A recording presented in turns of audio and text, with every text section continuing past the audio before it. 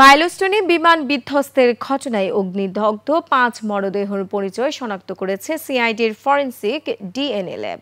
এদিকে জাতীয় বার্ন ইনস্টিটিউটে আরও ২ জনের মৃত্যু হয়েছে। স্বাস্থ্য মন্ত্রণালয়ের সর্বশেষ তথ্য বলছে, এ নিয়ে মৃতের সংখ্যা বেড়ে দাঁড়িয়েছে ৩১ জনে। বিস্তারিত সুমাইয়া খানের রিপোর্টে। জীবন অবাক না করলে কে করবে? ২৮% মিল্ক ফ্যাটের অবাক করার সাথে ফ্রেশ মিল্ক পাউডার। জীবন অবাক করুক প্রতিদিন। মাইলস্টোন ট্র্যাজেডিতে দীর্ঘ হচ্ছে মৃত্যুর মিছিল। জাতীয় বার্ন ইনস্টিটিউট থেকে এসেছে দগ্ধ আরেকজনের মৃত্যুর খবর। চিকিৎসকরা জানিয়েছেন, এখন পর্যন্ত বিশেষায়িত এই হাসপাতালে ভর্তি মোট ৪৫ জন। এদের মধ্যে ৮ জনের অবস্থা আশঙ্কাজনক। গুরুতর অবস্থায় রয়েছেন ১৩ জন আর আশঙ্কামুক্ত ২৩ জন।